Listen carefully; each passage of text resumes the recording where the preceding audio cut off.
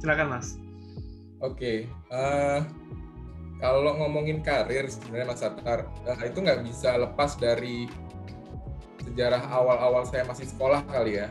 Jadi saya agak mundur sedikit ke zaman saya sekolah dulu. Waktu zaman sekolah tuh, sebenarnya saya termasuk anak yang biasa-biasa aja peringkatnya. Nggak pernah peringkatnya yang 1 atau peringkat 2 gitulah. Tapi paling masuk 10 besar. Masih alhamdulillah masih bisa 10 besar. Cuman dari zaman SD saya udah mulai sering bikin ibu saya nangis gitu. Jadi lagi bandel-bandelnya. Kenapa tuh Mas? Bandelnya ngapain Mas? Bandelnya mungkin standar anak yang nakal ya, yang punya kategori nakal tuh. Jadi kayak dulu suka bolos, terus beberapa kali ngambil uang belanjaan ibu cuman buat pergi main dingdong gitu kan. Street Fighter Mas ini. Kenapa? Street Fighter Mas ini. Street Fighter salah satu gamenya. Selain Three Kingdom juga waktu itu. Jadi kalau kita dulu dingdong itu kan mungkin pada masanya ini banget lah ya, booming banget lah waktu itu ya, anak-anak semua senang main dingdong gitu. Nah itu kenakalan yang harus saya akui pernah saya alami dan membuat ibu saya dulu dia sampai nangis gitu kan, ngeliat ini anakku bandel banget gitu. Tapi alhamdulillah proses-proses itu saya lalui.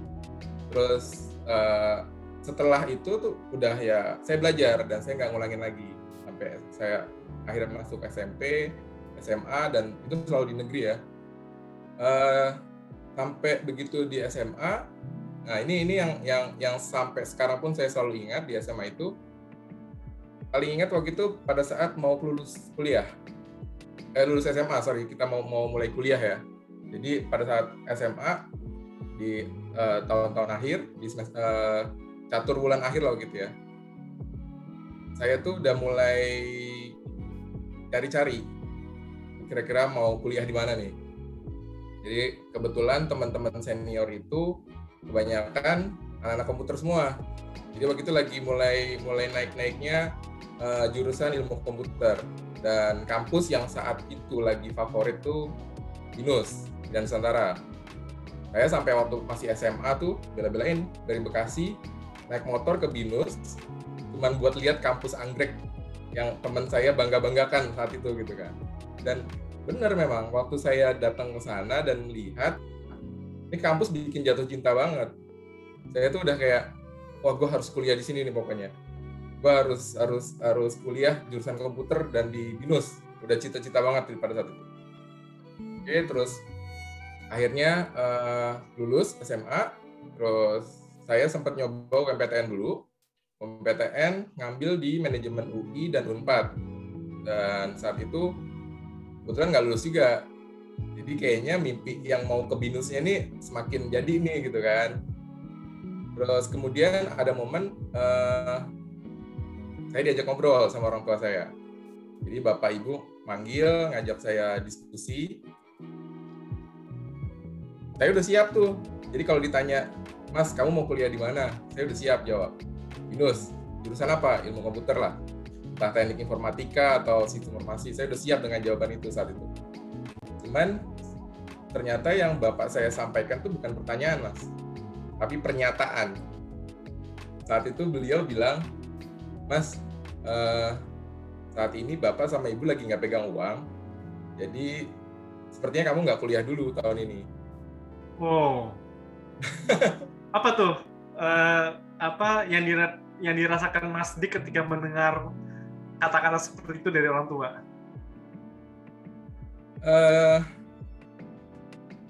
Mungkin saat itu saya nggak terlalu merasakan yang kecewa berlebihan atau gimana ya, Mas. Entah terlalu shock atau kayak udah, oh ya udahlah, karena kondisinya lagi begini gitu kan. Saya tahu saat itu memang kondisinya lagi kurang bagus lah. Terus ya udah, begitu dikasih tahu itu saya cuma jawabnya, iya nggak apa-apa. Setelah itu saya pamit, saya masuk ke kamar saya, naik di atas, tiduran, Mas, tiduran aja, cuman bengong gitu. Itu kalau nggak kuliah ngapain ya? Udah mulai memikirkan planning baru lah. Kalau nggak kuliah ini mau diisi apa nih gitu kan. Tapi Mas Dik nggak sedih ya? Nggak sedih, nggak kecewa? Mungkin kecewa ada, cuman karena ini yang menyampaikan orang tua saya langsung, dan saya yakin yang mereka sampaikan itu adalah apa adanya. Jadi mungkin karena dasar itu ya, jadinya tidak ada perasaan kecewa yang berlebihan lah. Saya langsung melihatnya ke depannya aja. Oke, situasinya ternyata berubah nih. Saya sudah punya planning mau kuliah ilmu komputer, tapi nggak bisa. Ya udah, apalagi yang harus saya pikirkan. Jadi kondisi saat itu seperti itu, Mas Atar. Nah, cuman setelah itu saya bengong di kamar tuh mikirin sampai akhirnya saya tertidur lah ya. Terus ya udah, besok harinya aktivitas berlalu seperti biasa aja. Dan saya kurang ingat berapa lama, tapi nggak lama sih, hanya beberapa hari lah, 2 atau 3 hari paling lama. Ibu saya yang manggil. Dan beliau ngajak ngomong. Jadi beliau cuma ngomong gini, Mas, Ibu ada uang segini, kalau kamu mau kuliah, cari kampus yang bisa daftar dengan maksimal biayanya segini, karena Ibu hanya adanya segini. Itulah saya langsung kaget. Di situ saya malah lebih merasakan ada emosionalnya lah ya. Di situ saya mau nangis senang gitu kan, karena ternyata ibu saya bela-belain. Ini nggak tahu saya, maksudnya apakah beliau habis jual perhiasan atau beliau habis pinjem sama saudara atau siapa, saya nggak tanyakan sedetail itu. Tapi saat itu saya langsung bilang ke ibu saya, ya Bu, aku akan cari. Dan alhamdulillahnya memang segala sesuatu tuh saya percaya memang sudah direncanakan mungkin ya. Dengan saya dikasih tahu hanya budget sekian, lalu saya pergi cari kampus. Kebetulan dibantu sama teman saya juga ini, Mas Febri tadi. Saya biasa manggilnya Ebit. Jadi kita berdua cari kampus bareng. Sempat lihat beberapa kampus, ada Mustopo kalau nggak salah, waktu itu kita mampir. Tapi dari Mustopo kita nggak ngelihat jurusan yang kita sama-sama minat. Akhirnya kita mampir ke Perbanas. Nah, di Perbanas kita lihat ada jurusan komputer kan. Mereka ada STIMIC-nya gitu. Kita lihat ada beberapa jurusan komputer yang kita minat, dan memang biaya pendaftarannya saat itu sesuai lah, kalau untuk saya pribadi sesuai dengan budget yang dikasih ibu saya. Udah kita proses, kita beli formulirnya, kita daftar, dan alhamdulillah tahun 2000 saya resmi kuliah, ambil sistem informasi. Jadi nggak jadi nganggur. Nggak jadi nganggur. Tapi Mas Didik, kalau Mas Didik, mungkin Mas Didik nggak pernah saya ceritain ya. Mas Didik pernah ke ini berarti Mas, ke kampus BINUS yang Sadan, pernah nggak? Pernah, hampir juga. Hampir. Mas Didik tahu nggak depan kampus Sadan di satu ada Indomaret? Nggak terlalu ngerti. Itu rumah saya Mas.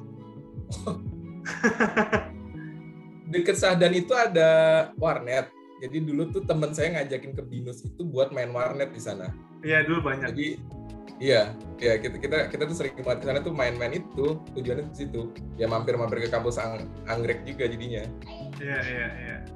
Rumah saya sekarang, Mas, tepat bersebelahan dengan kampus BINUS yang anggrek. Oke. Jadi saya hidupnya di sekitaran BINUS lah, tapi sayangnya nggak kuliah di BINUS. Malah nggak kuliah di BINUS ya? Nggak kuliah di BINUS. Tapi hampir kita ketemu di daerah Kemanggisan sini ya Mas Didik ya, kalau seandainya masih tinggal di kuliah di sini. Iya betul. Oke.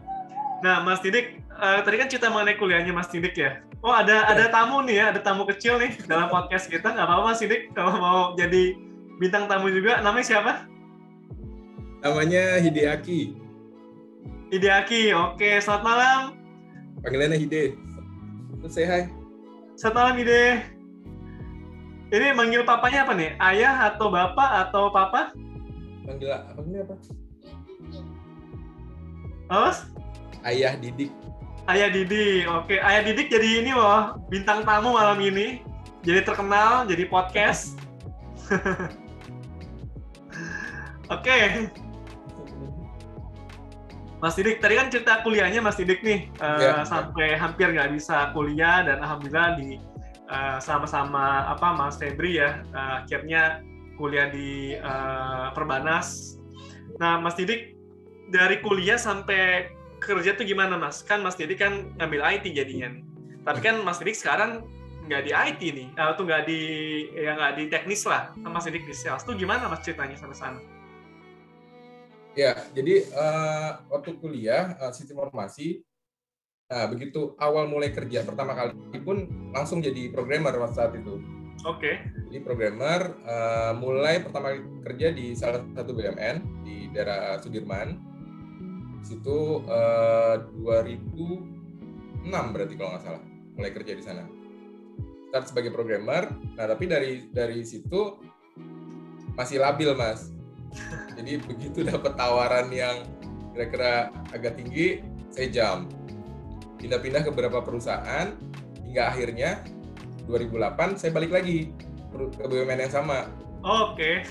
Nah ini juga perjuangan sih sebenarnya. Jadi waktu itu di BUMN tuh ada peraturan yang cukup strict bahwa kalau ada karyawan yang sempat resign, itu mereka nggak bisa balik lagi sebenarnya. Cuman waktu itu kebetulan hubungannya baik dan diusahakan lah supaya saya bisa join balik lagi. Alhamdulillah saya join dan akhirnya menghabiskan 8 tahun di sana. Mulai dari sebagai programmer, kemudian ya posisi terakhir itu sebagai asisten manajer bisnis IT-nya untuk divisi bisnis IT. Jadi kita punya IT, tapi ada IT-nya itu dibagi untuk yang internal, support, ada juga yang untuk eksternal buat bisnis. Nah, saya di IT bisnis. 2008 sampai 2016 di sana berarti. Nah, di situ tuh kalau secara pekerjaan sebenarnya terakhir-terakhir tuh saya sudah tidak terlalu teknikal sih Mas Atar. Jadi kalau dibilang tuh saya handle sistem analis. Jadi saya ketemu customer, saya gather informasi kebutuhan dari si user seperti apa, terus malah kadang melakukan kerjaan-kerjaan pre-sales juga. Jadi setelah sistemnya saya analisa, terus di-develop sama tim development, jadi saya balik lagi nih present. Ini solusinya. Nah itu pekerjaan seperti itu membuat saya sering bolak-balik ketemu orang gitu kan. Dan jadi ngerasa kok seru ya ketemu orang-orang baru gitu kan. Apalagi pada saat saya mengidentifikasi masalahnya, mereka cerita pain-nya mereka seperti apa, terus saya bisa atau kami pada saat itu sebagai tim bisa membuat solusi yang pas, dan pada saat balik lagi tuh user tuh senang, ngerasa terbantu banget. Dan saat itu memang user-user saya itu banyak di lembaga keuangan mikro, Mas. Jadi tersebar tuh hampir di seluruh Indonesia. Di saat itu saya sering keliling lah, nggak hanya di Jakarta tapi sampai ke daerah-daerah juga. Dan luar biasanya orang daerah itu Mas Atar, kalau mereka suka, ya mereka akan benar-benar entertain kita. Dalam artian mereka tuh ngerasa terbantu banget. Setelah hari terakhir nih sebelum saya pulang, itu ritualnya adalah saya diajak keliling kota, menikmati wisata-wisata daerah setempat, dan juga kuliner. Kayak gitu. Dan kalau ditanya yang men-trigger sebenarnya, nah ini apa ya, agak klise mungkin ya. Jadi saya mencoba untuk sebisa mungkin kalau saya punya sesuatu, saya mau jalanin. Dan saat itu pada saat saya ngerasa, kayaknya kalau kerjaan sebagai technical itu lebih banyak di belakang layar lah, di dapur aja gitu kan. Tapi kalau sebagai sales nih bisa ketemu lebih banyak orang gitu. Dan saya pengen mengambil kesempatan itu supaya pada akhirnya saya nggak pengen aja nanti pada saat saya mungkin sudah tua lah ya, sudah tua, saya menyesali gitu kalau kenapa dulu saya punya keinginan pindah haluan tapi nggak dilakuin gitu kan. Itu salah satu alasan saya lah saat itu. Tapi alasan lain yang mungkin menjadi boosternya nih, kenapa saya pindah haluan. Jadi pada saat 2016 itu saya pindah menjadi sales. Anak pertama saya kebetulan mau masuk sekolah dan butuh biaya lebih lah perkiraannya nih, karena kita punya target juga nih, anak mau sekolahnya di sekolah Islam terpadu lah waktu itu kita.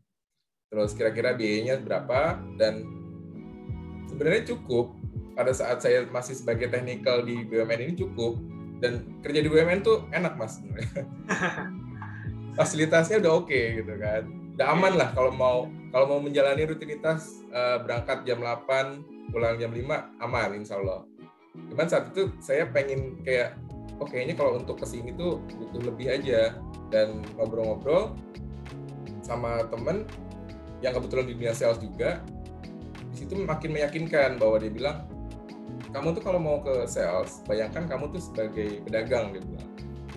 Jadi kalau pedagang itu kan kalau kamu kerja semakin giat, hasilmu tuh akan sesuai dengan effortmu, dia bilang. Oh yaudah, di situ aku terchallenge juga kan. Kayaknya gue bisa nih untuk melakukan lebih gitu kan. Dan saat itu lagi pede aja karena ngerasa tadi sering membantu customer yang lama tuh, kayaknya gue bisa nih kayaknya untuk jadi sales gitu kan. Ya udah, memberanikan diri aja. Alhamdulillah lagi ada jalannya. Jadi ada perusahaan, salah satu distributor produk IT, nawarin join, dan mereka berani ngasih benefit lebih. Jadi saya pikir kan, kalau saya nggak punya pengalaman di sales nih, saya harus mulai dari nol lagi lah segala macam. Ternyata enggak, mereka berani nawarin lebih gitu kan. Ya udah, akhirnya saya ambil. Situ. Oke. Mas Didik ini kan sebenarnya agak aneh ya menurut saya. Agak aneh itu adalah saya belum pernah dengar, to be honest, orang yang kerja di BUMN resign pindah ke swasta gitu ya kan. Yang banyak adalah swasta pindah ke BUMN. Ini enggak, ini BUMN pindah ke swasta, dan ke swastanya pun mulai karirnya dari nol lah ke dunia yang bukan yang dia pengalaman gitu. Itu apa Mas? Kan pasti keputusan yang berat ya. Ya. Apalagi waktu itu Mas Didik sudah punya anak ya, udah berkeluarga juga. Kan berarti keputusannya ini mulai karir dari nol di tempat yang nggak sesecure di BUMN, yang sudah nyaman jam 8 sampai jam 4. Apa Mas yang mendorong untuk mengambil keputusannya? Ini mungkin setiap orang tuh punya pertimbangan beda-beda ya. Ada yang tadi mereka mungkin sudah nyaman dengan yang mereka dapat saat itu, ya mereka akan jalanin aja dan fokus berkarir di bidangnya saat itu. Cuman tadi karena saya bukannya jenuh sih sebenarnya, karena pengen mencoba hal yang baru aja. Dan ingat juga tadi kalau misalkan dari kecil tuh memang sudah ada hobi berdagang lah. Jadi waktu kuliah tuh udah dagang. Mungkin dulu ilegal nih kalau kawan. Jadi dulu tuh dagang ini CD musik MP3. Oh, oke. CD musik kita download, terus nanti kita tawarkan jasa kompilasi lagu. Jadi user tuh bisa request, misalnya mau bikin lagu, bikin list 10 lagu, nanti kita burn ke CD bentuknya.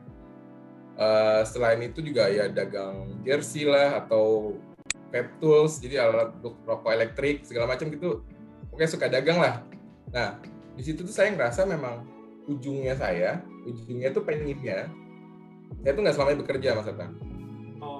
Saya tuh pengen ujungnya nanti saya bisa menjadi punya usaha sendiri. Dan saya melihatnya kayaknya peluang untuk mencapai tujuan saya tadi menjadi pedagang ya adalah saya belajar di sales.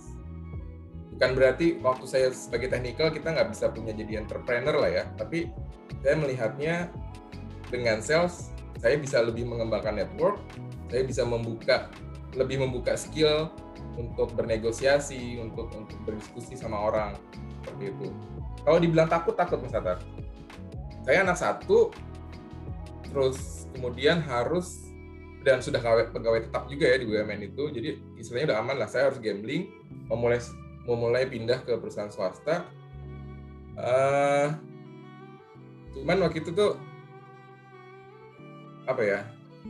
Ya saya ingat ada ayat dari surah Ibrahim ayat 7 begitu, yang bunyinya tuh kalau nggak salah la in sakartum la azidanakum. Jadi pokoknya intinya kalau kamu bersyukur maka aku akan menambah terus nikmatmu. Dibilangnya gitu kan. Cuman saya memaknai syukurnya itu bukan berdiam diri Mas Atar. Saya memaknai syukurnya ini adalah selain beribadah tentunya, tapi juga mengejar rezeki saya gitu loh. Nah itu ikhtiar saya pada saat itu tuh. Takut, tapi kayak dalam hati nih ngobrol sama istri, terus istri bilang oke, nggak apa-apa kalau kamu yakin jalanin. Ngobrol sama orang tua, ya orang tua agak-agak berat sih karena mereka pikirannya agak-agak konvensional lah ya. Dan pada akhirnya begitu saya yakinkan mereka, yaudah kalau kamu yakin yang terbaik jalanin. Ngobrol lagi sama teman yang memang sudah di dunia sales dan dia meyakinkan bahwa enggak, gue lihat lu bisa kok, jalanin gitu kan. Ya udah, bismillah aja. Maksudnya pada saat itu jadi kayak ya, maksudnya if I have to die, at least I've died trying, Mas. Ya. Nekat, tapi nekat yang saya sudah kondisikan lah. Ya. Dan memang passion-nya Mas Sidik juga dirasakan oleh Mas Sidik adalah kayaknya gue memang berbakatnya di sales, bakat dagang lah. Ada ketahuan dari sekolah ada jualan MP3 kan. Barang ilegal. Untung pas kerja nggak jualan barang ilegal lagi Mas Sidik ya.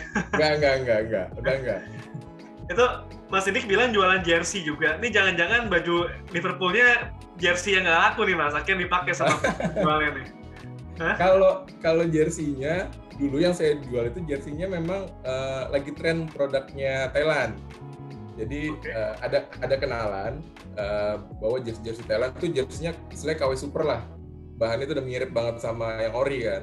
Itu yang saya jualin tuh. Tapi kalau yang ini saya bisa dengan bangga bilang ini dari Liverpool Store, Mas, asli di Anfield. Oh, asli di Anfield. Belinya dari sana, tapi kebetulan saya belum sana. Oh, ini persaingan antara MU dan Liverpool makin ketat nih ya. Jadi saya belinya sayangnya cuma di online aja Mas. Mudah-mudahan asli nih Mas. Oke, ya seru ya Mas Sidik mengenai perjalanan karirnya sampai akhirnya memutuskan akan beralih banting setir dari zona yang super nyaman, ya kan, karena zona nyaman itu biasanya dicari atau diincar oleh orang-orang yang kerjanya sudah punya anak, udah berkeluarga, yang mau settle di satu perusahaan. Apalagi Mas Sidik sudah resign, balik lagi ke kantornya BUMN tersebut. Ketika mau resign, ya jangan sampai gue nyesel balik lagi ditolak, kan gitu yang dikhawatirin ya Mas Sidik. Dan alhamdulillah nggak pernah balik lagi kan Mas ya, tetap atau sempat balik lagi? Enggak ya? Sering balik, tapi hanya untuk silaturahmi aja sama teman-teman. Oh, oke. Jaga silaturahmi. Ya kita nggak boleh melupakan kantor lama juga lah ya, yang telah mendidik kita juga menjadi seperti ini. Nah, Mas Sidik, untuk kayak gitu kan butuh yang namanya growth mindset ya Mas Sidik.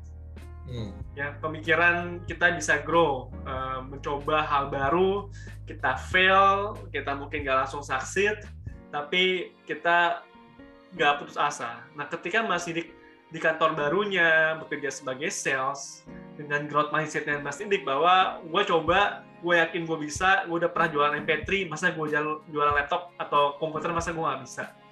Nah, ketika Mas Sidik di kantor baru tersebut, saya yakin Mas Sidik nggak akan mungkin langsung bisa sukses lah. Pasti ada challenge-challenge yang dihadapi. Challenge terbesarnya apa Mas Sidik ketika mulai kerja sebagai, jadi officially jadi sales nih, gitu. Challenge terbesarnya apa Mas Sidik? Dan bagaimana mensiasati challenge terbesar itu? Oke. Mungkin sama seperti teman-teman lain, kalau yang mereka pindah ke dalam salah satu bidang yang bukan ekspertis awalnya lah ya, itu masalah utama adalah percaya diri, Mas Atar. Jadi saat saya pindah ke sales, masalah yang pertama saya merasa perlu saya hadapi adalah rasa percaya diri saya.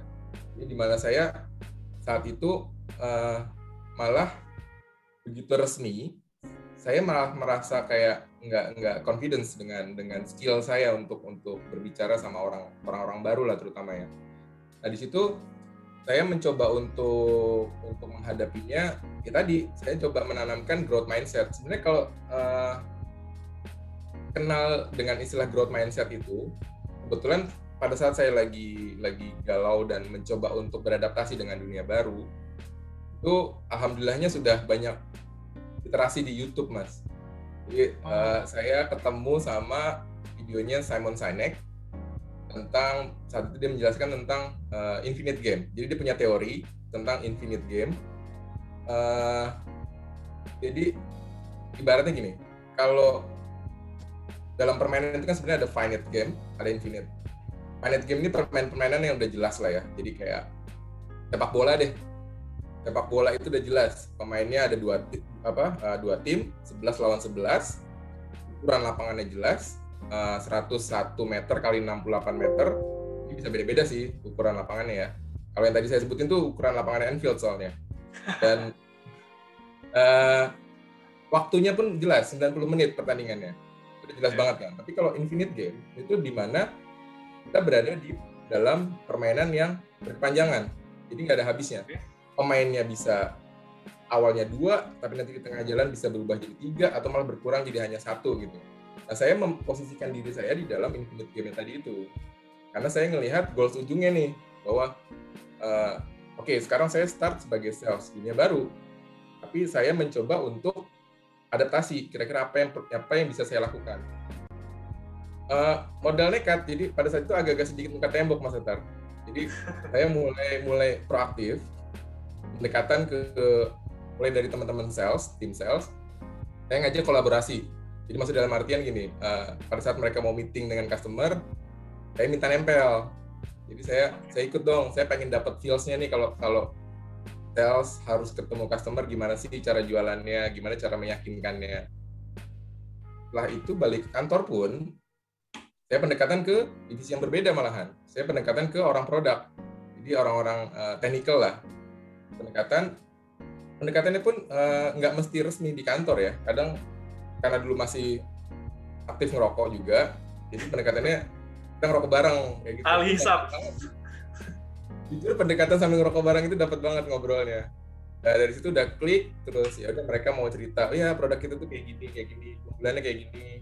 Terus makan mereka cerita kelemahannya kayak gini dibandingin kompetitor, kita tuh nggak punya ini. Nah itu jadi saya memperkaya diri saya dengan, oh ini ya senjata saya yang mau saya jual tuh ini. Jadi saya tahu pada saat saya harus berhadapan dengan customer nantinya, saya tahu apa yang mau saya bicarakan. Dan pada saat saya mendengarkan pain dari customer-nya seperti apa, saya tahu saya harus mendrive solusinya seperti apa. Jadi lebih tadi sih, untuk menumbuhkan growth mindset itu saya proaktif aja terus. Karena ya mulai rajin baca, Mas Etar. Jadi di situ saya salah satu momen juga di mana saya mulai selain cari ilmu lewat YouTube, saya mulai baca buku yang memotivasi lah, di situ menambahkan kepercayaan diri juga. Kayak gitu. Oke, Mas Didik, menarik banget ya. Jadi growth mindset-nya diterapkan oleh Mas Didik dengan cara ya nggak henti belajar ya, gitu, memposisikan dirinya dalam infinite game, kemudian nggak berhenti belajar, tanya ke semua orang gitu mengenai sales, mempelajari produk yang dijual juga biar lebih menguasai. Nah, Mas Didik, apa rasanya dapat PO pertama waktu jadi sales? Wah, itu ya seneng banget sih. PO, cuman sebenarnya yang paling berasa seneng lagi pada saat ditransfer, ada dana masuk transferan di luar gaji, Mas. Oh, oke. Itu dari komisi salesnya berarti ya? Bonusnya? Jadi biasanya kalau sebelumnya itu kan kerja tanggal 25 aja nih uang masuk nih. Tanggal 25, terus ya nunggu tanggal 25 bulan berikutnya lagi gitu kan. Iya. Pada saat pertama kali jadi sales itu udah mulai jualan, alhamdulillah. Tanggal 25 gajian, tapi bulan depannya belum sampai 25 udah ada yang masuk lagi, Mas Etar. Apa nih gitu kan. Ngobrol, oh ternyata memang tanggal segitu disalurin komisinya. Oh. Jadi sebulan bisa 2 kali dapat transferan ya, Mas ya? Kenapa? Sebulan bisa dapat 2 kali transferan ya? Iya. Oke. Gedean gaji sales tiap tanggal 25 atau komisinya nih, Mas? Nah, penasaran saya nih.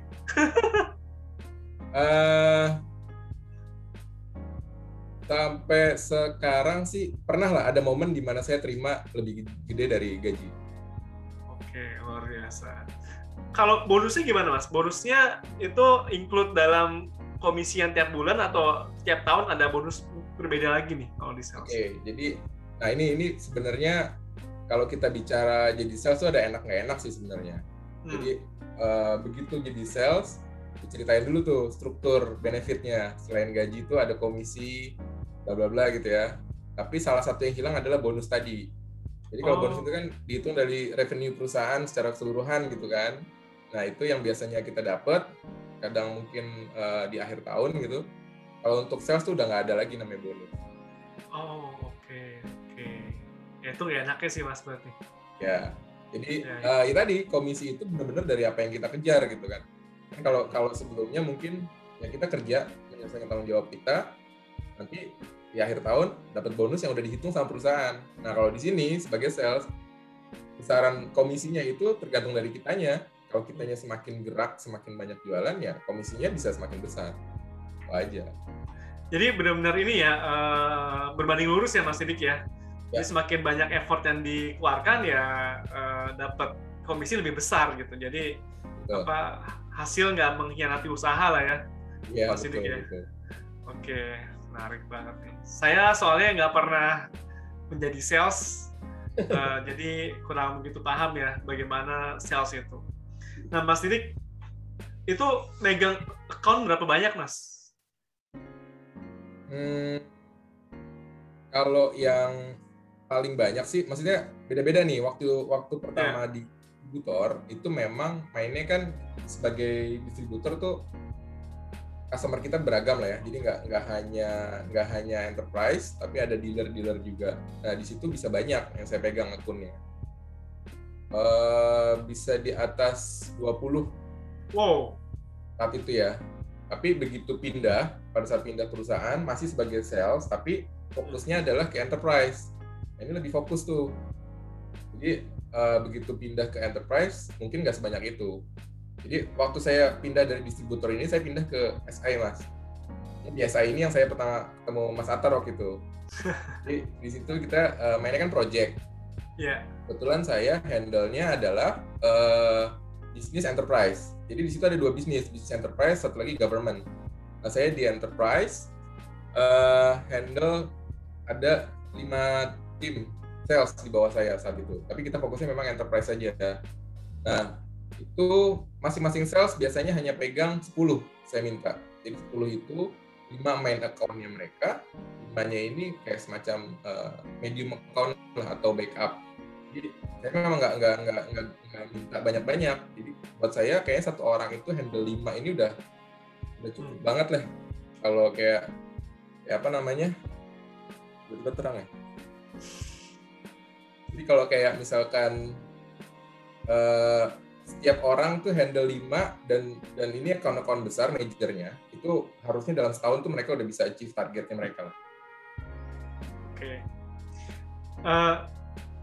Megang akun sebanyak itu butuh kegesitan nggak sih Mas Didik? Butuh gesit nggak sih? Pasti, betul. Pasti ya.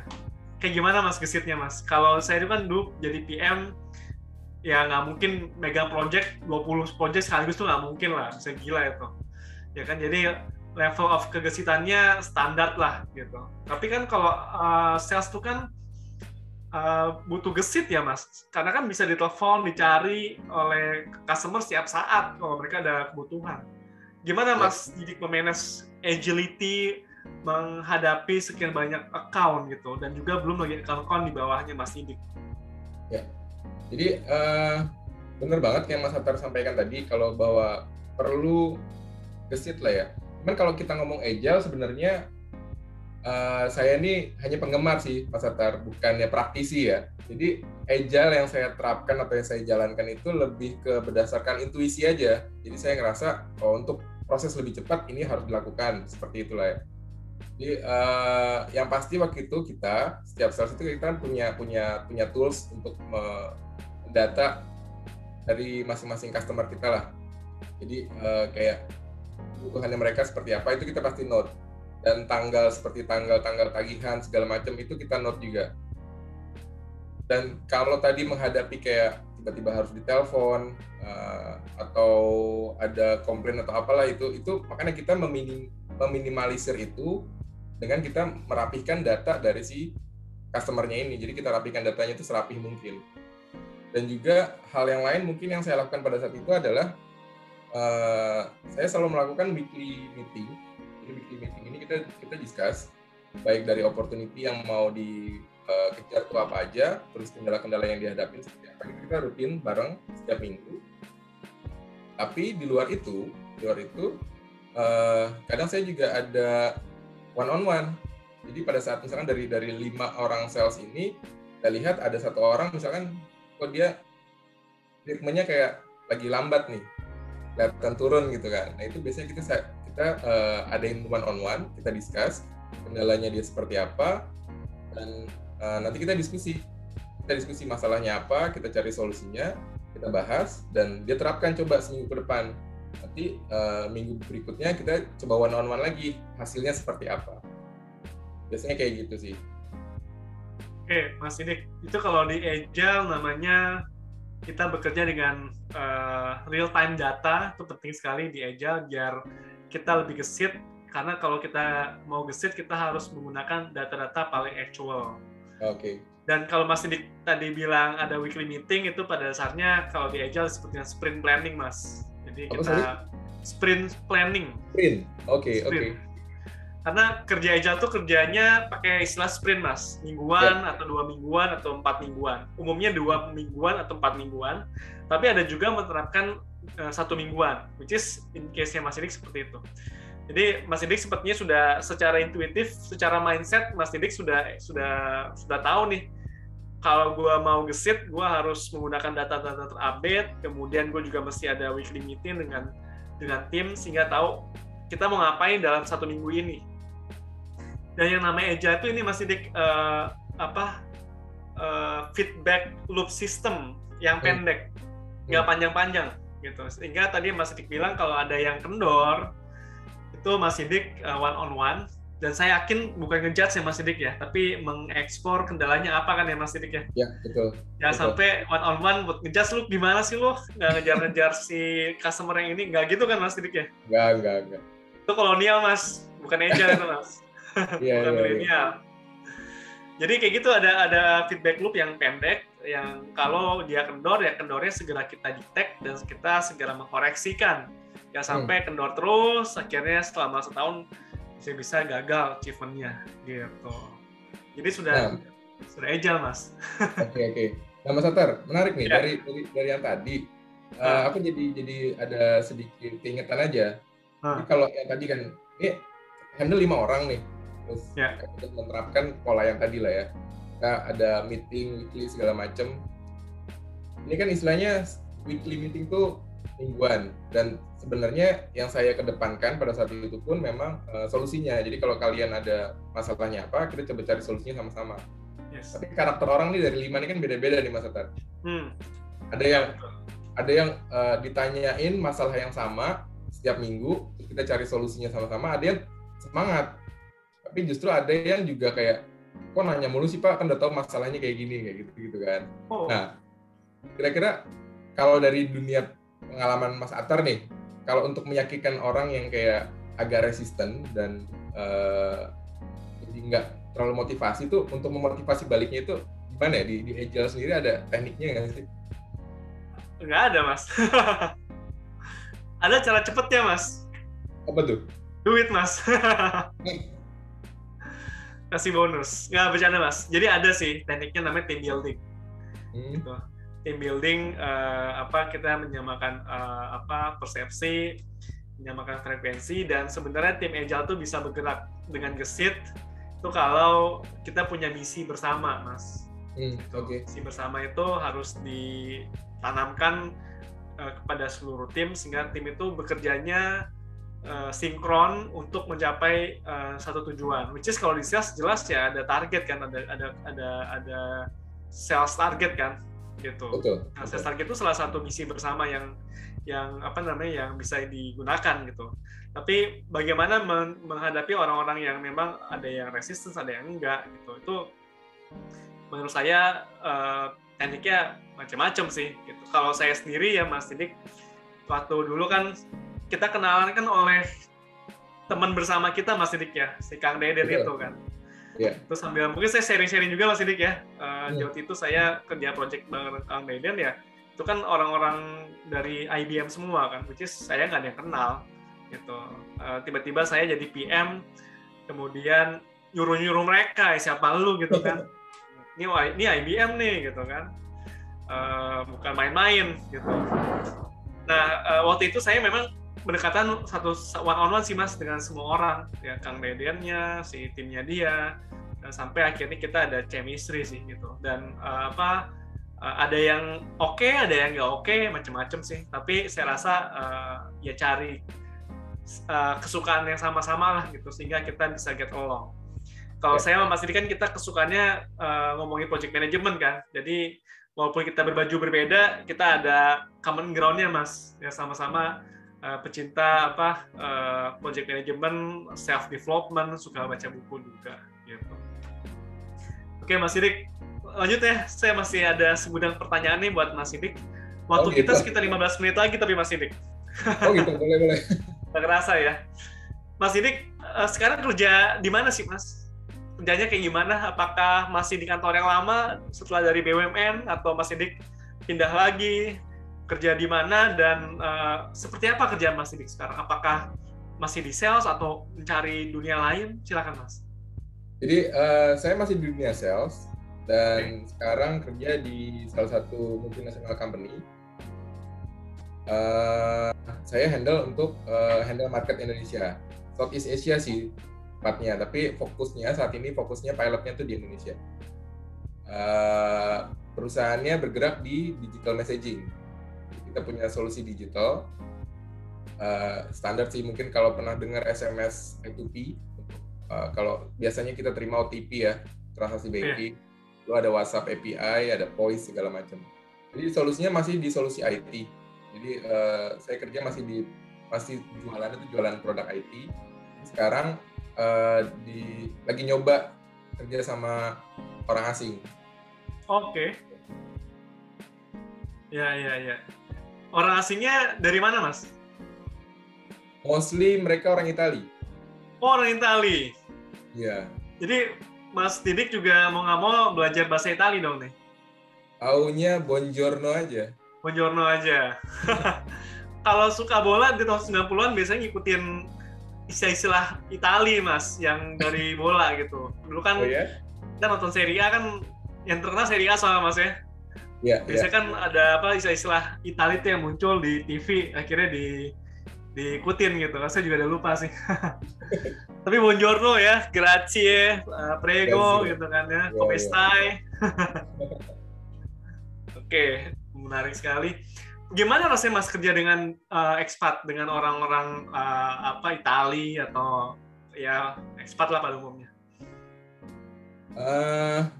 Kalau membandingkan pengalaman saya, yang gampangnya kalau perusahaan lokal itu kan ini aja deh analoginya, kayak balik lagi yang gampang bola lah Mas, analoginya. Ini kalau bola itu kan kita sebagai pemain bola nih, kadang kita misalkan tadi mainnya di Liga Italia gitu. Liga Italia itu punya gayanya sendiri, dimana mereka membangun serangan itu perlahan, pelan-pelan, umpan pendek, sampai akhirnya ke depan gitu kan. Dan itu barengan semua satu tim gitu. Tapi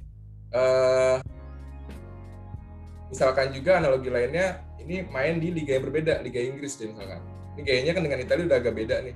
Inggris itu lebih main speed, direct passing segala macam gitu kan, pokoknya biar cepet-cepet nyetak gol lah gitu. Kalau saya mau bicara bekerja dengan expat dan bekerja dengan perusahaan lokal, itu beda di gayanya tadi itu Mas. Jadi kalau pengalaman saya di perusahaan lokal, baik di BUMN ataupun ada di perusahaan-perusahaan swasta, itu yang saya rasakan itu memang kekeluargaannya itu mereka kedepankan banget lah.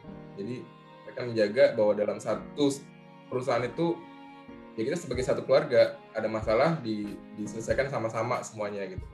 Nah kalau yang dengan expat ini, mereka memang yang lebih kelihatan itu kayak dalam hal mungkin SOP-nya. Jadi mereka udah punya SOP jelas, ya kita kerja ikutin SOP-nya aja. Dan mereka cara komunikasinya pun lebih direct ya kalau expat ini. Jadi mungkin language barrier saya kurang tahu juga, tapi memang komunikasi itu nggak banyak basa-basi jadinya. Jadi nggak terlalu banyak pendekatan yang ngobrol-ngobrol dulu terus ujungnya tuh ini gitu. Tapi direct aja yang kita mau bahas apa, terus ya udah langsung disampaikan. Lebih ke gaya aja sih Mas Atar sebenarnya. Jadi saya nggak melihat oh di sini lebih enak atau yang sama expat lebih enak, enggak juga. Masing-masing itu punya keunggulannya sendiri-sendiri. Oke. Jadi kalau di Itali Catenaccio ya Mas. Kalau Catenaccio. Kuat di Inggris belakangnya nih. ya apa sepak bola apa namanya Brandel ya. Jadi pertahanannya tanam Brandel istilahnya. Yeah. Kalau Inggris kan apa kick and rush ya. Kick and rush. Tapi itu udah nggak pakai sih sebenarnya kick and rush. Udah nggak pakai ya. Oke, jadi sebenarnya sama aja, tapi stylenya memang agak berbeda, tapi tujuannya sama lah. Kalau Itali mungkin memang lebih terstruktur, lebih SOP oriented lah ya dibanding Indonesia.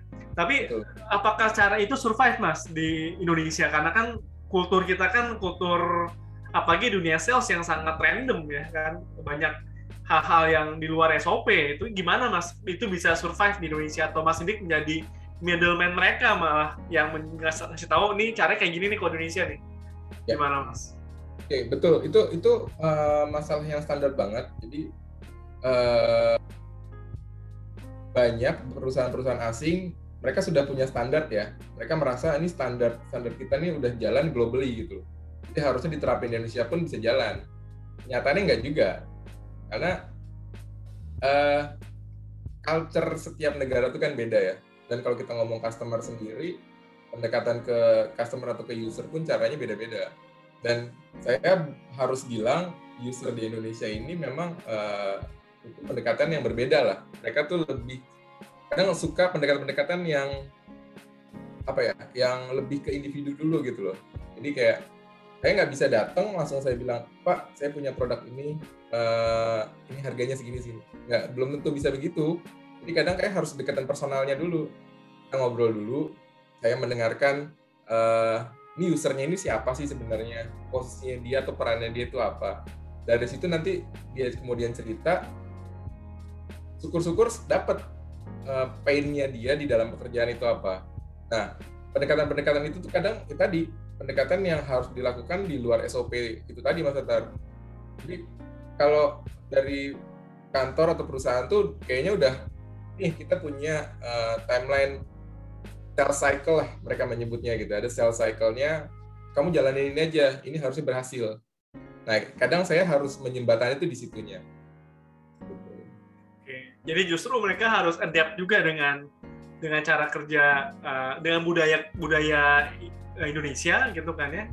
Dan Mas Sidik juga mengajarkan kepada mereka bagaimana sales cycle-nya di Indonesia gitu. Tapi apakah Mas Sidik juga perlu beradaptasi dengan gaya kerja mereka? Misalkan di internal kantor kan Mas Sidik pasti juga harus adaptif dengan gaya kerja mereka gitu. Betul. Seperti apa Mas yang perlu disesuaikan dengan gaya kerja mereka, Mas? Tadi yang perlu disesuaikan mungkin pertama adalah mereka sangat mengutamakan data. Jadi setiap customer itu mereka mau datanya rapih lah. Kita punya tools untuk input data manajemennya. Jadi mereka selalu kayak update per minggu. Itu kalau bisa di dalam data itu juga selalu terupdate kondisinya seperti apa. Saya ngerti ini arahnya memang mereka mau ada semacam kayak data analitiknya lah buat kedepannya seperti apa gitu kan. Dan kebetulan juga baru-baru ini saya tuh diajak di dalam working group globally. Jadi perusahaan saya sekarang itu mereka lagi bikin produk strategi planning. Jadi bikin produk yang kedepannya itu arahnya mau diarahin kemana nih produknya gitu, pengembangannya. Dan mereka ngajak nggak hanya orang produk dan orang teknikal, tapi diajak juga orang sales. Dan salesnya diambil perwakilan dari masing-masing region. Jadi ada dari Europe, dari Amerika, dari India, dari Middle East, dan juga saya mewakili dari Southeast Asia. Nah di situ, alhamdulillahnya jadi ada kesempatan untuk ruang diskusi, Mas Atar. Jadi karena global ya, kita komunikasinya juga terbatas. Jadi kita bikin kolaborasinya itu pakai tools Miro board. Nah di situ kita kolaborasi. Jadi kayak ini masukan dari Southeast, kira-kira yang dibutuhkan market di Southeast itu saat ini seperti apa. Jadi dari situ saya mencoba ngasih influence bahwa kondisi marketnya di Southeast Asia adalah seperti ini. Mungkin teman-teman lain yang dari Europe, dari Amerika juga mereka kasih masukan yang berbeda. Dan nanti arahnya mau dicari benang merahnya lah. Dari kebutuhan user berbagai region yang berbeda ini, benang merahnya yang kita bisa improve itu dari produk itu apa.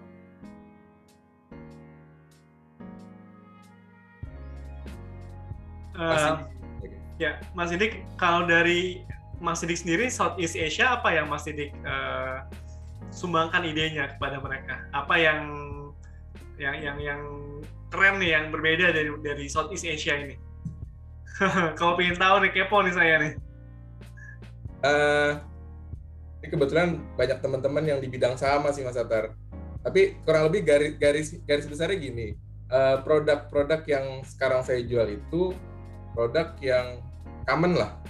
Oke. Common, mungkin pemain-pemain lain di Indonesia pun sudah ada, baik yang pemain lokal maupun pemain global itu sudah banyak yang masuk ke Indonesia dengan produk serupa gitu. Nah, yang saya sampaikan sih banyaknya kondisi market di sini.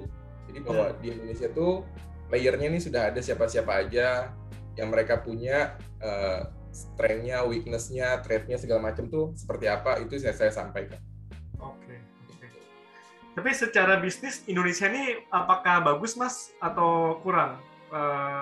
Sejak pandemik apakah grow atau gimana trennya Mas? Oke, kalau kita bicara market sendiri, sebelum pandemik dan setelah pandemik pun marketnya sebenarnya masih bagus ya. Terutama untuk dunia IT dan IT-nya yang spesifik ke digital communication. Kenapa? Karena pada saat pandemik malah sebenarnya kayak blessing in disguise Mas Atar. Jadi begitu pandemik, orang itu yang biasanya belanja ke toko, biasanya datang ke rumah sakit, itu sekarang mereka malah banyak melakukan segala sesuatu itu remotely. Jadi kayak belanja itu sekarang online. Iya. Ke rumah sakit yang biasanya konsultasi dengan dokter harus langsung, sekarang mereka pakai apps. Jadi malah trennya ada beberapa perusahaan-perusahaan teknologi ini, baik yang di healthcare ataupun yang di dunia e-commerce terutama, itu malah lagi growth, tumbuh. Nah, di situ kebutuhan untuk digital communication-nya naik, Mas Atar. Oke. Jadi memang kita blessing in disguise ya, Mas Didik ya. Di tengah-tengah pandemik, kita alhamdulillah di dunia IT jadinya malah makin kepake lah karena keterbatasan gerak kita ya di masa pandemik. Oke, Mas Didik, ini waktunya udah nggak banyak, 5 menitan. Saya masih ada beberapa pertanyaan buat teman-teman yang hadir di tengah-tengah kita. Silakan loh menuliskan di kolom chat pertanyaan-pertanyaan buat Mas Didik gitu. Mas Didik, saya mau agak di topik, Mas. Mas Didik kan ternyata suka baca buku lah gitu. Ternyata kita punya hobi yang sama lagi nih, Mas Didik. Apa sih buku favoritnya Mas Didik? Buku.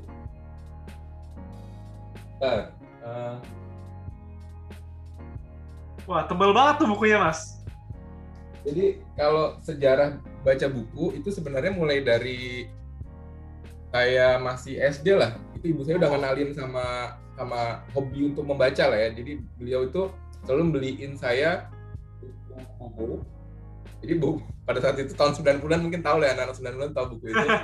Jadi, selalu dikasih tuh Mas Bobo, Donald Duck, terus macam-macam sampai akhirnya ke anime. Nah, minat baca saya itu tumbuh dari situ. Nah, awal-awal tuh saya bacanya senangnya buku-buku kolosal gini Mas Atar. Musashi, wow. Jadi ini fiktif lah ya. Jadi kayak novel gitu. Ini saya awalnya senang baca tuh baca-baca karya-karya fiksi seperti ini. Kemudian tadi begitu tuntutan untuk belajar dan saya juga berusaha untuk self motivated. Saya mulai baca-baca buku yang model kayak gini. Ini salah satu yang favorit saya sekarang. Iya. Baca ini yang ini nih. Dan ini kenapa saya bilang sekarang favorit? Karena related aja dengan keseharian saya gitu. Dan mungkin keseharian orang pada umumnya juga lah. Apa Mas yang disukain dari Atomic Habit, Mas? Mungkin di sini teman-teman nggak semuanya pecinta buku gitu ya. Boleh dikasih spoilernya, Mas. Apa sih Atomic Habits itu dan apa yang diterapkan oleh Mas Didik dari Atomic Habits? Ya, kan saya tuh salah satu hal saya suka menarik benang merah kan. Jadi kalau tadi itu saya suka ngeliat video-videonya Simon Sinek dan sempat baca bukunya juga. Dan relate dengan ini adalah bahwa Atomic Habit itu mengajarkan kita merubah dari kebiasaan kecil itu untuk jangka panjang. Maksudnya gini, seringkali itu kita punya target, tapi kadang kalau orang itu punya target, oh pokoknya 3 bulan saya harus mencapai ini. Sebenarnya nggak gitu cara kerjanya gitu. Kalau kayak gitu akan banyak kecewanya kita. Tapi yang benar adalah kita punya target. Nah, untuk mencapai target ini, cari nih reason atau why-nya kita tuh apalah untuk situ. Itu akan menumbuhkan minat kita. Oh, misalkan saya punya target untuk pindah ke dunia sales misalkan. Saya harus menyiapkan nih pelajaran-pelajaran atau kebiasaan-kebiasaan baru yang mendukung saya. Misalkan saya harus belajar cara berkomunikasi dengan orang. Itu dimulai dengan yang kecil-kecil dulu. Di buku itu diajarkan bahwa James Clear bilang hanya cukup 1% per hari habit yang perlu kita pelajarin lah. Dan dari habit itu nanti kan kebiasaan ini akan menjadi refleks ya. Jadi, karena kita melatih, yang tadinya melatih, akhirnya kita refleks nih. Tadinya mungkin yang saya nggak biasa ngomong sama orang, karena saya terbiasa berlatih, akhirnya saya refleks saya, kalau ditanya ya saya bisa ngomong. Kayak gitu. Okay. Nah, refleks itu sebenarnya yang menyiapkan pada saat momennya ada, nah kita bisa ambil grab momennya dengan habit yang sudah kita latih sebelumnya. Oke. Jadi Mas Didik ada istilah keberhasilan atau kesuksesan adalah kumpulan dari kebiasaan-kebiasaan yang bagus. Iya, jadi iya. Saya rasa itu sudah diterapkan oleh Mas Didik nih hingga hari ini ya dari bukunya James Clear, The Atomic Habits. Oke Mas Didik, satu pertanyaan lagi dari saya nih ya, sebelum kita kasih kesempatan audiens untuk menanyakan kepada Mas Didik. Ini kita pernah podcast yang keberapa ya, ke-7 kalau nggak salah. Salah satu pembicaranya juga orang sales, ya teman saya juga, teman saya di masa-masa susah, yang menjadi mentornya Mas Fayed nih ya di Istanbul. Itu adalah namanya Mbak Laras. Hari ini kebetulan beliau nggak hadir. Nah, si Mbak Laras itu ngasih tahu kepada saya, karena dia juga mirip Mas, dari technical, dia ke sales. Dan dia bilang, tahu nggak bedanya apa dari technical ke sales? Kalau technical tuh kita jadi orang penting. Karena lu sebagai orang technical dikejar-kejar pasti sama orang. Tapi kalau jadi sales kebalik, lu ngejar-ngejar orang. Ya, nah saya mau confirm nih, mumpung nggak ada Mbak Laras nih kan. Jangan-jangan dia cuma so tau doang nih Mbak Laras. Bener nggak sih Mas? Emang berubah posisi jadinya, jadi kita yang ngejar-ngejar orang, dan ketika berubah posisi, which is jadi posisi yang nggak enak, gimana tuh Mas menghandle-nya? Jadi di sales cycle itu ada satu siklus Mas Atar, itu yang dimana ada 2 sebenarnya, 2 siklus yang saya sendiri tuh ngerasa siklus yang kurang enak lah. Siklus pertama itu pada saat kita harus approach customer. Jadi ini benar-benar kita nggak kenal sama sekali gitu kan, terus kita buka komunikasi dengan mereka. Nah, di sini sih sebenarnya kalau boleh share nih di kesempatan ini, saya mencoba pendekatan yang berbeda sebenarnya. Jadi kalau saya lagi punya target, contohnya ada project di PTA gitu ya, saya udah dapat usernya, pendekatan saya itu saya coba connect, saya open communication, tapi nggak langsung approach nawarin Mas Atar. Jadi saya lebih kayak ngajak berteman lah, teman untuk diskusi dulu, sampai akhirnya kita dapat chemistry-nya. Ya itu tadi, kalau sudah berteman itu kan kayak nggak ada obligasi untuk memenuhi sesuatu lah ya. Jadi kalau orang berteman itu kan udah kita ngobrol nih kayak gini nih. Jadi dengan ngobrol ini kan tanpa disadarin sebenarnya lawan bicara kita cerita dia tuh siapa, posisi dia tuh di perusahaan itu apa sih, apa mengambil keputusan atau dia hanya influencer aja. Kemudian sampai akhirnya dicerita masalah yang dihadapin di perusahaannya sekarang. Nah, pendekatan ini yang sebenarnya lagi saya coba jalanin lah di dunia sales sekarang. Jadi bukan sales yang ngejar-ngejar orang terus. Saya pengennya gitu. Nah, karena dengan berteman ini saya menjaga hubungan jangka panjang sebenarnya. Terus saya dapat project dari dia, kita jalan bareng, projectnya berhasil, dia akan refer saya ke tempat lain lagi. Atau sering kali juga projectnya nggak jalan nih sama dia karena ternyata solusi saya nggak ada yang masuk gitu kan. Tapi dia punya kenalan yang mungkin dia rasa, Dik nih kayak solusi lu bagus masuk nih di sana gitu kan. Dia lagi butuh. Nah itu yang saya cari sih. Jadi kalau ada istilahnya sales lebih ngejar-ngejar, ya mungkin iya, betul. Karena memang kami sebagai sales adalah untuk membuka pembicaraan dulu, ngejarnya di proses open communication-nya tadi. Tapi setelah itu sebenarnya saya ngejaga, saya nggak mau ngejar untuk mengganggu, tapi kita ngobrol aja. Nah, proses kedua yang saya bilang tadi di siklusnya, nah ini yang biasanya benar malah kebalikan. Jadi malah kadang kita yang dikejar. Jadi sales cycle-nya itu ada setelah project-nya jalan, memang kita punya tim support segala macam gitu. Tapi kan ada proses maintenance segala macam, dan si user tuh kadang lebih nyaman ngobrol sama sales, Mas Atar. Mereka tahu masalahnya technical dan udah punya jalur untuk tim support yang bisa dihubungin 24 jam gitu. Tapi karena nyaman yang ngomong sama sales, mereka nyarinya malah nyari kita. Tadi yang jadinya handphone harus standby, siap di telepon, kalau di WhatsApp ya harus jawab, kalau jawabnya kadang telat 1 jam aja, udah mulai agak mutung tuh kayak gitu. Tapi untungnya kalau kita membangunnya pertemanan, Mas Atar, jadinya rasa memakluminya tinggi lah. Pada saat mereka menghadapi masalah dan produk kita, mereka tuh nggak langsung marah-marah, bisa ngomong baik-baik dulu. Ya luar biasa Mas Sidik ya. Ini mungkin sesuatu yang nggak ada atau nggak diketahui oleh expert budaya bisnis di Indonesia itu it's all about human, ya kan? It's all about trust. Kita bisnis bukan karena produknya mungkin ya, bukan karena hanya produknya, tapi kita mengutamakan siapa sih yang jualan. Kalau yang jualan Mas Sidik, gue mau deh beli dari dia karena apa? Karena gue percaya sama Mas Sidik. Gitu. Oke Mas Sidik, saya rasa kalau dilanjutin nggak ada habisnya Mas Sidik nih, seperti kita kalau ngobrol-ngobrol selama ini kan. Ini banyak banget yang bisa dikembangin dari ngobrolannya, bahkan mengenai buku. Mungkin saya mau mempropos Mas Sidik, mudah-mudahan Mas Sidik bisa mengisi konten baru YouTube Agile TV nih ya, membuat konten baru, misalkan bedah buku atau bedah film, ya kan Mas Sidik ternyata suka dua-duanya. Why not nih Mas Sidik ya? Jadi, mudah-mudahan Mas Sidik punya waktu, kita bisa ngembangin konten dari Agile TV, karena nggak semua orang mau baca buku, tapi apa yang kita pelajari dari buku, saya rasa worth it untuk di-share kepada orang-orang lain. Gitu. Oke, tepuk tangan dulu buat Mas Sidik, ya. Luar biasa, sangat positif banget diskusinya.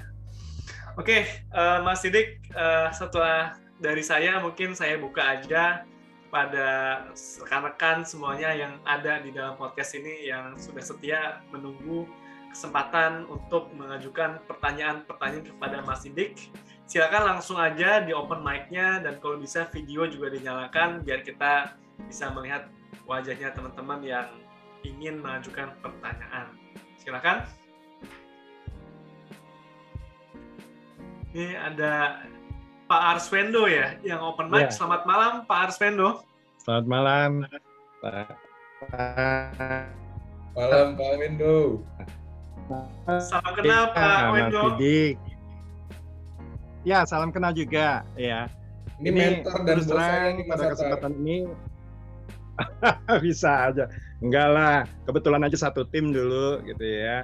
Nah, kita semua berada di bawah direktur utama kita Pak Teguh waktu itu ya Mas Sidik ya. Ini kebetulan hadir juga Pak Teguh itu ikut mendukung gitu ya. Alhamdulillah. Hadir juga.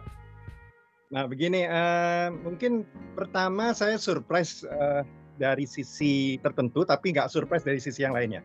Yang nggak surprise-nya begini, saya pernah ngomong waktu itu bahwa kan kembangkan diri semaksimal mungkin, jaga integritas, serta jaga silaturahim. Begitu kan Mas Sidik, ingat kan? Gitu ya. Nah ternyata insting saya tentang talent scouter waktu itu benar-benar kelihatan sekarang. Ya, Mas Sidik itu jadi orang yang sangat confidence, terus kemudian cara berbicara juga enak banget. Saya dengarnya tadi nggak berasa 1 jam lebih ya, 1,5 jam ya. Itu rasanya ngalir aja gitu. Ya, itu merupakan satu kemampuan tersendiri bisa mengembangkan komunikasi seperti itu. Yang pertama ya. Ya anaknya, halo. Nih, Om Wendo gitu ya. Nah, terus yang kedua, yang saya surprise justru spirit itu ternyata berlanjut. Jadi ini merupakan satu bukti bahwa apa yang dulu dikomitmenkan, kan saya pernah bilang, profesional itu kalau bisa sama profesi ya. Kalau sama perusahaan boleh ganti, tapi kita sama profesi itu kita junjung tinggi yang namanya integritas, gitu kan Mas Didi ya. Betul. Jadi kalau kita udah jujur dan konsisten sejak awal, itu pintu-pintu rezeki itu akan terbuka dan tidak akan ada kebaikan kecuali dibalas dan kebaikan pula, kan begitu ya. Jadi sekali lagi congratulations, terus kembangkan potensi diri, dan saya pengen ya pada nantinya kan juga kita bilang bahwa kita tuh berada pada frekuensi yang sama untuk terus maju dan berkembang. Itu masih di ya. Thank you Pak Wendo. Ya dari saya mungkin itu dulu. Ya selalu jaga kesehatan juga dan salam untuk keluarga. Makasih.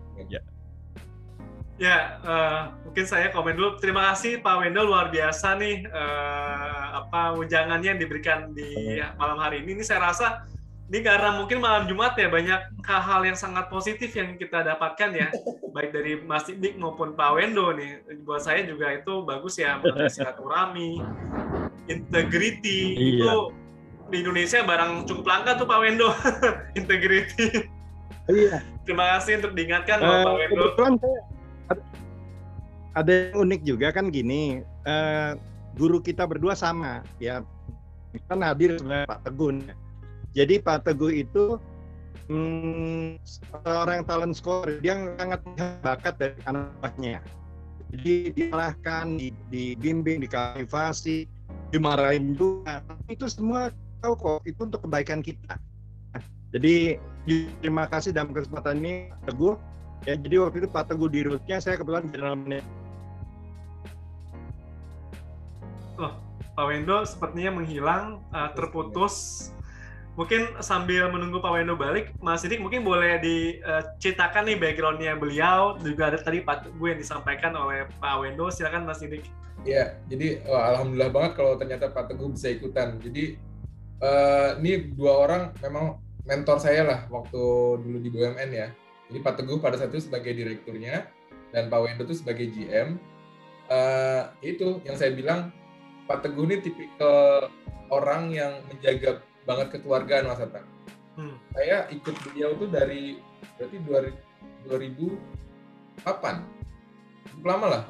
Sampai sekarang tuh kita masih silaturahmi Mas Hatta. Wow. Jadi masih ya entah ngobrol hanya di WhatsApp atau terkadang main ke rumahnya, karena beliau tuh menanamkannya itu. Oke, kamu pada saat misalkan nanti pun sudah pindah kerja atau apapun, tapi silaturahmi dengan teman-teman kantor sebelumnya itu memang harus dijaga supaya nggak putus lah istilahnya. Dan yang tadi Pak Wendo sampaikan juga, beliau sangat menekankan banget terkait integrity. Nah, integrity ini nyambung nih, dan alhamdulillah kalau Pak Teguh dengar nih, ini insya Allah masih saya jaga banget Pak, karena di dunia sales itu menjaga integrity itu salah satu tantangan terbesar Mas Hatta. Saya beberapa kali lah mendapat godaan di mana saya bisa dapat uang cepat dalam artian gitu, tapi saya menjaga untuk nggak masuk ke sana gitu lah. Itu karena ilmu nilai-nilai yang ditanamkan waktu saya masih awal-awal kerja dulu. Ya. Terima kasih Pak Teguh kalau mungkin Pak Teguh mendengarkan nih. Ya, jadi mungkin kalau bisa tambahkan ini sesuai dengan moto BUMN sekarang ya, akhlak kan katanya ya sekarang, luar biasa nih, sudah dari 2008 ternyata ditanamkan oleh Pak Teguh maupun Pak Wendo di BUMN masing-masing gitu. Pak Wendo mungkin boleh dilanjutkan, Pak Wendo tadi sempat keputus, mungkin karena ada gangguan teknis. Oh iya. Ya, silakan Pak Wendo. Jadi Mas Didi sendiri juga bisa berhasil. Oke, kayaknya hilang lagi Pak Wendo. Sayang sekali ya, keputus lagi Pak Wendo. Tapi mungkin sambil menunggu Pak Wendo, mungkin boleh Mas Sidik disapa nih mentornya yang satu lagi, yaitu Pak Teguh ya. Pak Teguh. Ya. Assalamualaikum Pak Teguh.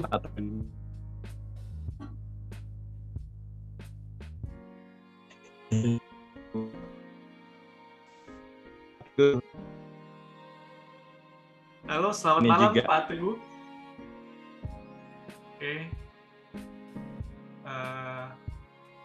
Waalaikumsalam warahmatullahi wabarakatuh. Alhamdulillah dengan suaranya lagi.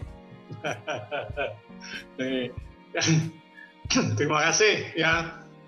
Yang penting ini sekarang masih tetap eksis dan eksis terus. Betul, memang saya tanamkan silaturahmi tidak boleh putus. Ya.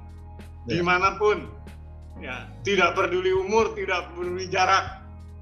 Ya, karena disitulah memang letak daripada humannya di sini. Dan insya Allah banyak teman, banyak rezeki. Amin, amin. Nyari temen satu susah, nyari musuh banyak gampang. Benar, Pak. Ya, alhamdulillah culture itu tetap Anda kembangkan, terutama untuk Mas Didi ya. Dulu kalau masih ingat kita setiap hari Jumat ya, sebelum sholat Jumat tuh satu-satu saya minta dia untuk sharing mengenai akhlak apapun juga, terserah dia mau ngomong apa. Gitu. Nanti kita tanya, kita jawab gitu. Ya alhamdulillah gitu. Mau nggak mau kan dia mempersiapkan diri melihat apa, bukan soal agama aja, apa aja silakan aja pokoknya. Setiap hari Jumat kita weekly meeting. Saya kira itu aja. Saya terima kasih banyak. Anda tetap mengembangkan itu dan insya Allah menjadi orang lebih besar lagi. Orang pintar banyak, tapi orang pintar yang punya hati pintar jarang sekali. Iya. Sekali. Itu mantap, jadi pintar dan hati. Ya, insya Allah itu akan mendobrak siapapun juga. Kita adalah kita, yang milik kita bukan milik kita. Nah itu, semuanya ada sumbernya. Gitu. Makanya hati yang pintar, otak yang pintar harus disertai dengan hati yang pintar, cerdas. Ya, istilah sekarang itu banyak lah. Ya. Tapi amin, ya, Pak Teguh. Ya, Wendo, apa kabar? Ya, sehat-sehat ya, Pak. Alhamdulillah. Aduh, Alhamdulillah. Nggak bakal lupa lah Pak Teguh. Ya, ini barusan nih anak-anak saya nonton nih, Om Didi nih. Oh iya. Dia bilang masih sekarang juga masih Liverpool, gitu ya. Anak-anak saya semua sama Mas Atar. Semua. Dia udah keluarin seragamnya yang baru, ini gue mau pakai. Iya. Jadi gini Mas Atar, meskipun kita berbeda klub sepak bola, kalau saya Chelsea gitu ya, tapi kalau lagi di kantor itu kita tetap bisa kompak masa kerjaan, berantemnya pas sepak bola baru gitu loh. Ya. Gitu loh. Itu makanya ini gimana ya? Kita tuh bisa ngobrol tentang apa aja. Itu salah satu kunci mungkin ya Pak Teguh ya. Kita bisa ngomong tentang pekerjaan, tentang kemanusiaan, tentang bagaimana kita tuh menata hati gitu ya. Banyak sekali pelajaran sebetulnya yang bisa diperoleh dari tim dulu itu gitu ya. Makanya ini terus terang jebolan dari Pak Teguh itu ada yang jadi direktur, ada yang jadi. Saya sendiri ngikutin jejak Pak Teguh jadi kepala divisi SDM. Jadi itu lucu Pak Teguh padahal dulu godain saya gitu. Kamu nanti kalau satu ketika ke SM nggak mungkin. Nggak taunya kejadian Pak. Kejadian gitu loh. Jadi ngurusin orang, ngurusin mentorin itu gitu. Cuman saya bilang ke Pak Teguh kalau dulu Pak Teguh kan karyawan sama karyawati. Kalau saya sekarang saya bagi. Saya khusus karyawati Pak Teguh ya. Itu ya. Sisa-sisanya masih tuh. Enggak lah, karyawan juga saya urusin Mas Didi, tenang aja. Oke. Ya ini seru lah. Seru lah. Ya. Sukses selalu ya Mas Didi ya. Pak Teguh sehat selalu ya. Alhamdulillah, insya Allah. Silaturahim tetap dijaga. Mas Atar, salam kenal. Ya. Mudah-mudahan kenalan kita berlanjut menjadi sebuah tim yang saling mengisi jika membutuhkan atau tidak membutuhkan, minimal menyapa. Iya, betul. Terima kasih. Frekuensinya bagus. Terima kasih. Ya Mas Atar juga sukses selalu Mas Atar. Ya. Terima kasih Pak Wendo. Ini saya mungkin baru ketemu Pak Teguh, Pak Wendo hanya di podcast ini. Ya. Tapi saya merasakan energi yang sangat positif dari Pak Teguh dan Pak Wendo. Itu kalimat tadi akan saya terus ingat ya, dan mudah-mudahan saya bisa menjaga terus namanya integrity itu dan silaturahmi, karena benar silaturahmi itu pembuka jalan untuk rezeki sih Pak. Betul. Itu benar banget. Jadi gini, energi positif itu menular, energi negatif juga menular. Nah kita pilih madu atau racunnya gitu loh ya. Jadi pilihlah energi yang positif gitu, karena energi negatif udah banyak yang di luar sana. Nah, kita kembangkan terus energi positif biar makin banyak yang tertular semangatnya sih sebetulnya begitu. Ya Mas Atar ya. Sip ya. Oke. Oh, ini terima kasih Pak Teguh, terima kasih atas komentar-komentarnya. Saya doakan Pak Teguh, Pak Wendo untuk selalu happy terus dan tentunya sehat selalu. Gitu. Amin. Sama-sama Mas Atar. Ya. Mas Didik mungkin mau komen nih atas kehadiran dan masukan dari dua mentornya Mas Didik. Silakan Mas. Surprise sih, ternyata mereka hadir.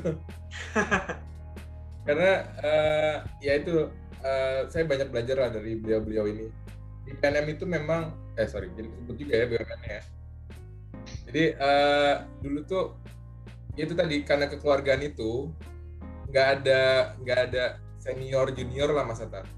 Jadi senior sekalipun, tadi Pak Teguh, saya dengan Pak Teguh itu jaraknya sangat jauh, bukan hanya dari segi pengalaman ya, tapi secara posisi struktural itu sangat jauh Mas Atar.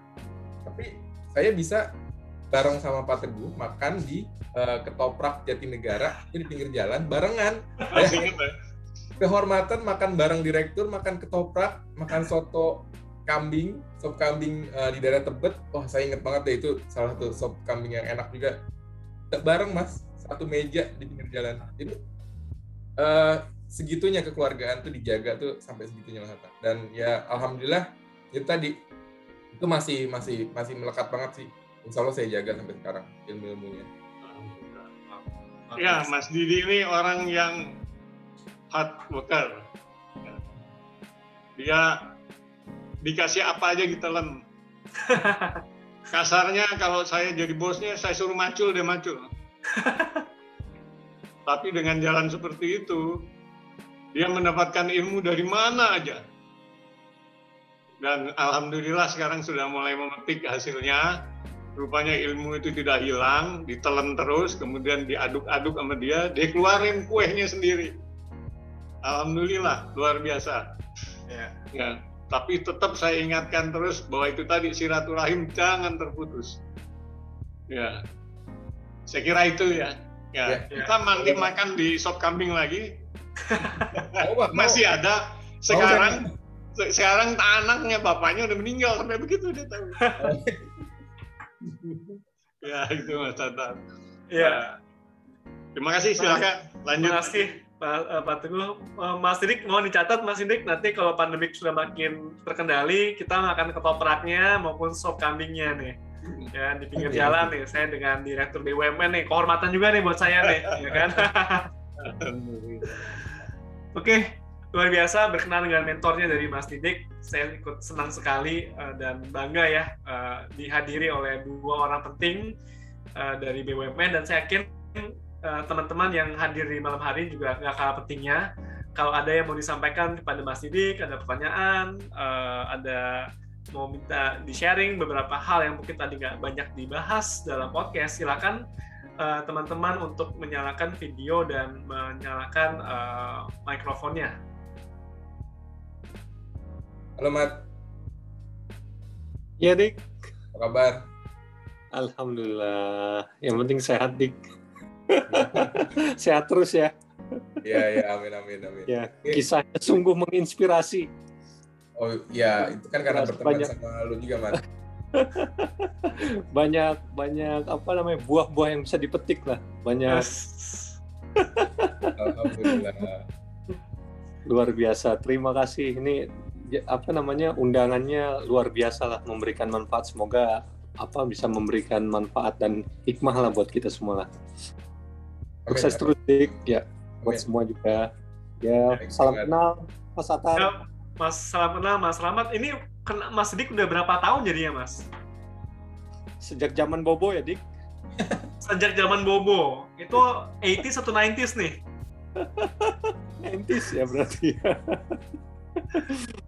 Masih 90s ya. Ya luar biasa kisahnya Mas Didik nih. Tapi kurang lebih saya juga mengalami beberapa hal yang mungkin sama ya, kayak banting setir. Itu ketika Mas Didik cerita juga saya bisa ngebayangin rasanya seperti apa gitu. Jadi klop lah. apalagi ditambah dengan dari Mas Atar sharing mengenai agility-nya, speed, kecepatan, kegesitan, itu hal-hal yang mungkin buat beberapa teman yang berkecimpung di bidang IT pasti nyambung lah ya. Bagaimana kita harus selalu gesit, selalu up to date, selalu real time, dan mungkin kalau buat sales malah harus 2 langkah di depan malah, bukan real time lagi ya. Iya, betul. Real time ya. Oke, thanks. Terima kasih semuanya untuk sharingnya ya. Terima kasih juga Mas Rahmat. Oke, yang lainnya mungkin kalau mau disapa Mas Sidik boleh.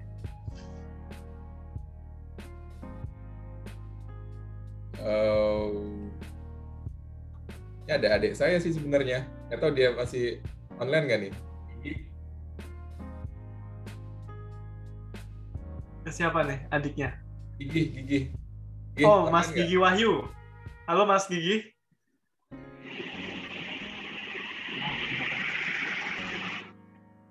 Ya Kak. Lagi di jalan atau di rumah? Udah di rumah.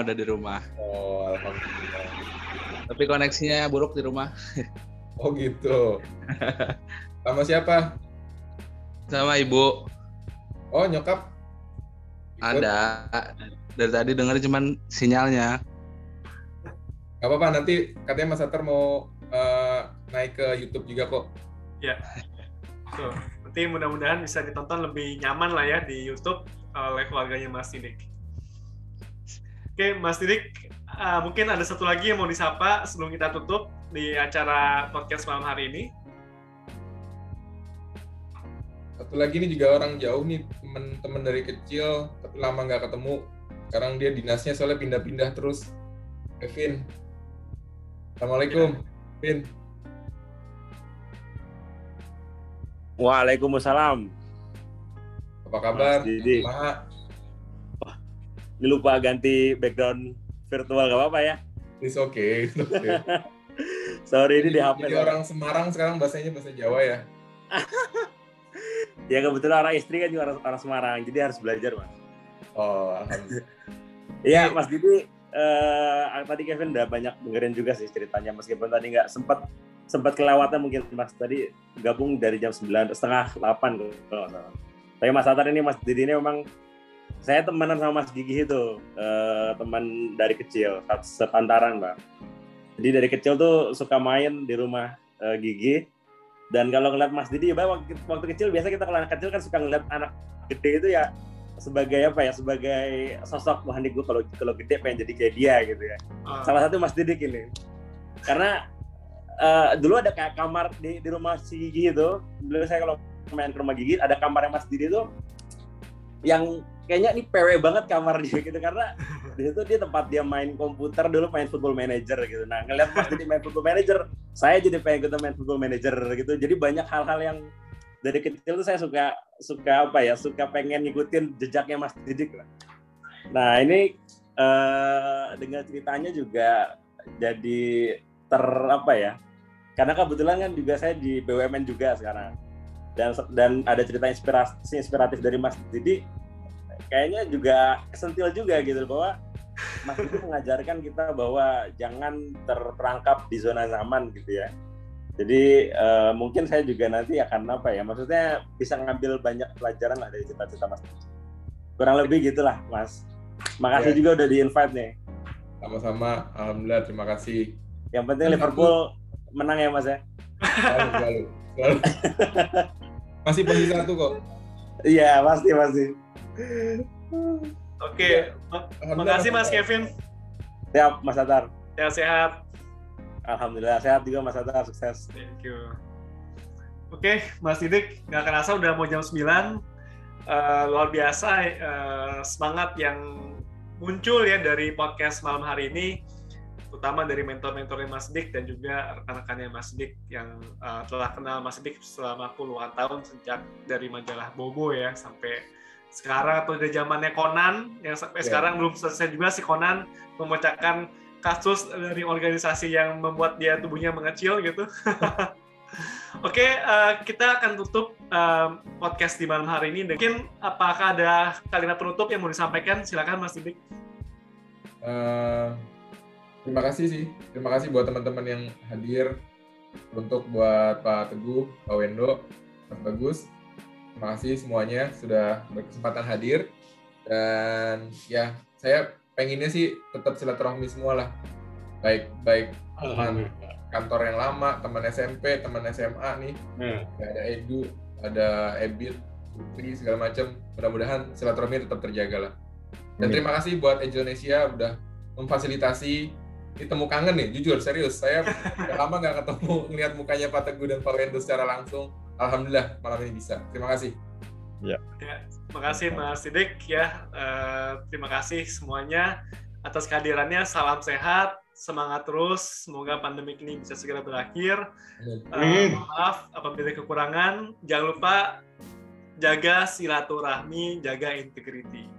Dan tentu jaga imunitas. Selamat malam. Wassalamualaikum warahmatullahi wabarakatuh. Dan selamat menikmati malam Jumatnya. Terima kasih. Silakan kita. Waalaikumsalam warahmatullahi wabarakatuh.